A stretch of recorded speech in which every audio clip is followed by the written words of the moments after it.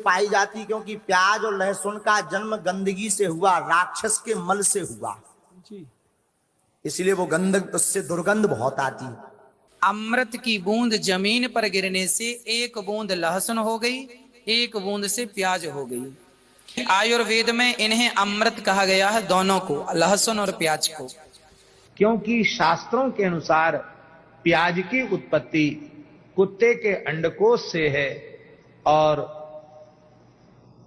लहसुन की उत्पत्ति कुत्ते के नख से है। जो गौ माता है उसका, उसकी जहां हड्डी गिरी वहां से लहसुन उगा, और जहां फ्लैश गिरा वहां से प्याज उगा।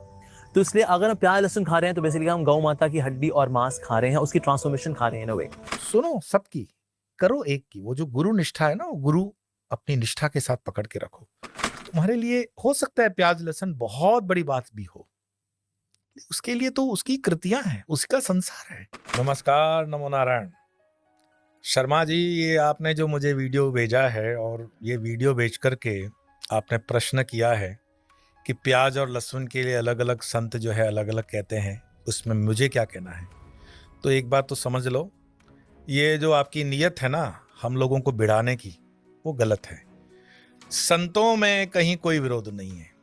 इस चीज को समझ लो कि प्रत्येक गुरु अपने शिष्य को ज्ञान देने के लिए जो जरूरी समझता है वो देगा।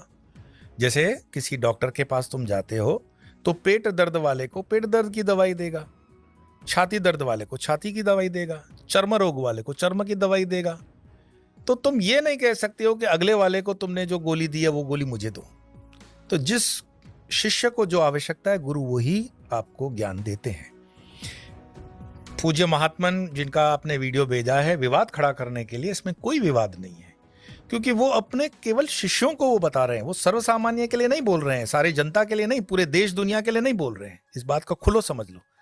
आज भारत के 70% किसान जो हैं वो प्याज और लहसुन की चटनी खा करके, उसके साथ रोटी खा करके जीवन गुजारते हैं। तो उनके लिए तो ये चीज लागू नहीं हो सकती। मैं स्वयं से राजस्थान, मध्य प्रदेश, महाराष्ट्र, गुजरात और देश के अन्य राज्यों में घूमता हूं। हमारा किसान प्याज के साथ रोटी खा करके बड़ा होता है।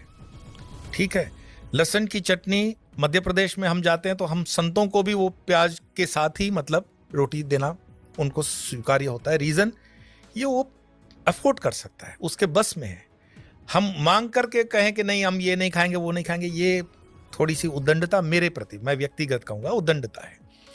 तो वो जैसे हैं, जो मेरा सूत्र है, तुम जो भी हो, जहां भी हो, जैसे भी हो, मुझे स्वीकार्य हो। तो उनका लहसुन प्याज ठीक है, उसमें हम उन्हें पापी तापी कहने का मुझे अधिकार नहीं है। और मैंने जो वीडियो आपने भेजा वो भी देखा, उसमें कहीं वो विषय नहीं है कि आप खाने से पापी तापी बनते हो। वो सिर्फ और सिर्फ एक पर्टिकुलर लाइन के शिष्यों के लिए है। बस आप इसमें से अपने हिस्से का ज्ञान ले लो और अज्ञान को छोड़ दो।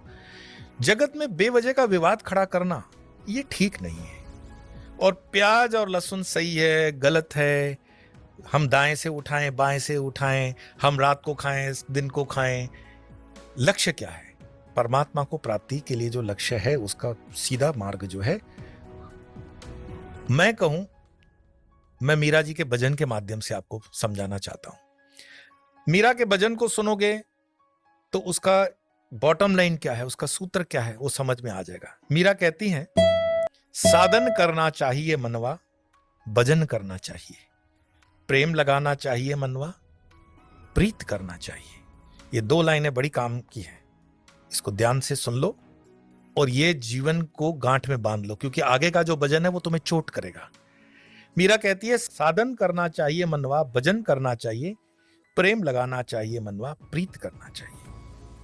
नित्य नहाने से हरि मिले तो जल जंतु होए, नित्य नहाने से हरि मिले तो जल जंतु होए। फल मूल खा के हरि मिले तो बहादुर बंदर आए। भाई फल मूल तो तुम्हारे बंदर भी खा रहे हैं तो उनको भी ज्ञान हो जाता। ये मीरा कह रही है। तुलसी पूजन से हरि मिले तो मैं पूजूं तुलसी जाड़, पत्थर पूजन से हरि मिले तो मैं पूजूं पहाड़। मीरा बोल रही है। इसकी भावना समझना, इसका मर्म समझना, इसकी गहराई समझना। तिरण बखन से हरि मिले तो बहुत मृगी अजा, मृगी मतलब मृग, हिरन, और अजा मतलब बकड़े। ईद उल अदा होता है ना, वो भी अजा ही है, वैदिक शब्द है अजा। उसकी जो अजा शब्द से वेद के अंदर इसका बखान आता है। तिरण बखन मतलब